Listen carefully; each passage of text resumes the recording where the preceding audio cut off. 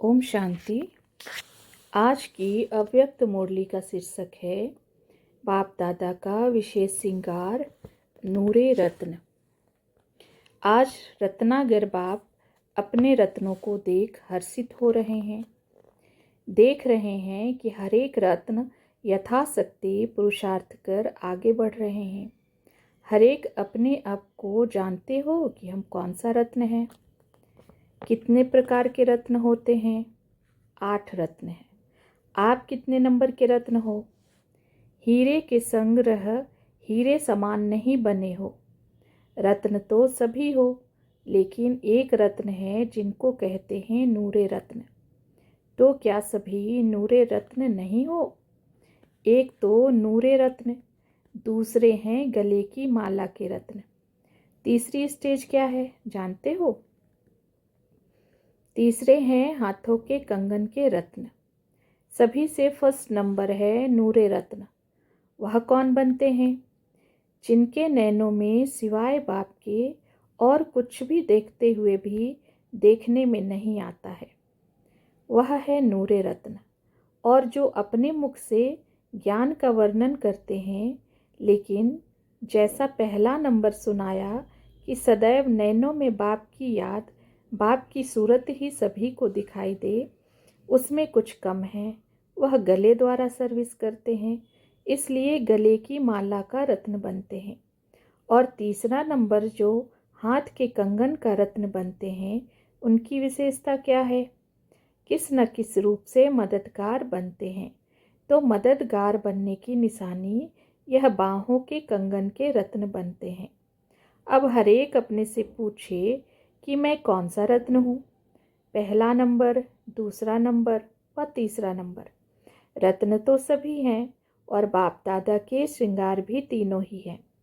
अब बताओ कौन सा रत्न हो? नूरे रत्न की जो परख सुनाई, उसमें पास विद ऑनर हो। उम्मीदवार में भी नंबर होते हैं। तो सदैव यह स्मृति में रखो कि हम बाप दादा के नूरे रत्न हैं। तो हमारे नैनों में व नज़रों में और कोई भी चीज़ समा नहीं सकती। चलते फिरते खाते पीते आपके नैनों में क्या दिखाई देना चाहिए? बाप की मूरत व सूरत। ऐसी स्थिति में रहने से कभी भी कोई कंप्लेन नहीं करेंगे। जो भी भिन्न भिन्न प्रकार की परेशानियां परेशान करती हैं और परेशान होने के कारण अपनी शान से परे हो जाते हो। तो परेशान का अर्थ क्या हुआ? अपनी जो शान है उससे परे होने के कारण परेशान होना पड़ता है। अगर अपनी शान में स्थित हो जाओ तो परेशान हो नहीं सकते।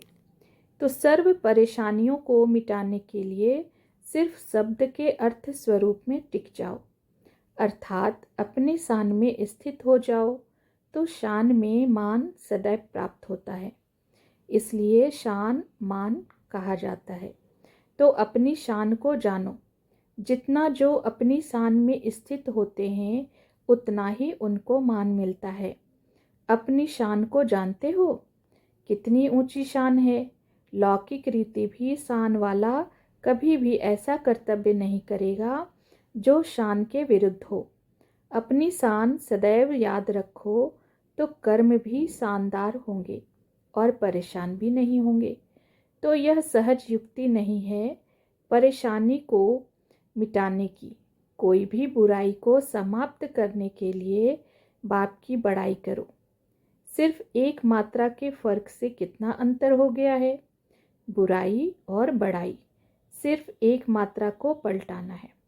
यह तो 5 वर्ष का छोटा बच्चा भी कर सकता है। सदैव बड़े से बड़े बाप की बड़ाई करते रहो। इसमें सारी पढ़ाई भी आ जाती है। तो यह बाप की बड़ाई करने से क्या होगा? लड़ाई बंद। माया से लड़ लड़ कर थक गए हो ना। जब बाप की बड़ाई करेंगे तो लड़ाई से थकेंगे नहीं, लेकिन बाप के गुण गाते खुशी में रहने से लड़ाई भी एक खेल मिसल दिखाई पड़ेगी। खेल में हर्ष होता है ना। तो जो लड़ाई को खेल समझते, ऐसी स्थिति में रहने वालों की निशानी क्या होगी? हर्ष। सदा हर्षित रहने वाले को माया कभी भी किसी भी रूप से आकर्षित नहीं कर सकती।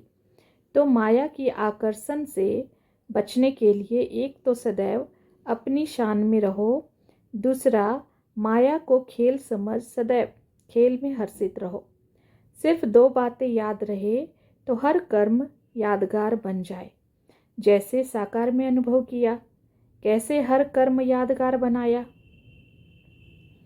ऐसे ही आप सभी का हर कर्म यादगार बने, उसके लिए दो बातें याद रखो, आधार मूर्त और उद्धार मूर्त। यह दोनों बातें याद रहे तो हर कर्म यादगार बनेगा। अगर सदैव अपने को विश्व परिवर्तन के आधार मूर्त समझो तो हर कर्म ऊंचा होगा। फिर साथ साथ उदार चित्त अर्थात सर्व आत्माओं के प्रति सदैव कल्याण की भावना वृत्ति दृष्टि में रहने से हर कर्म श्रेष्ठ होगा। तो अपना हर कर्म ऐसे करो जो यादगार बनने योग्य हो। यह फॉलो करना मुश्किल होता है क्या? म्यूजियम सर्विस पर पार्टी जा रही है। त्याग का सदैव भाग्य बनता है। जो त्याग करता है उसको भाग्य स्वतः ही प्राप्त हो जाता है। इसलिए यह जो बड़े से बड़ा त्याग करते हैं उन्हों का बड़े से बड़ा भाग्य जमा हो जाता है। इसलिए खुशी से जाना चाहिए सर्विस पर। अच्छा, ओम शांति।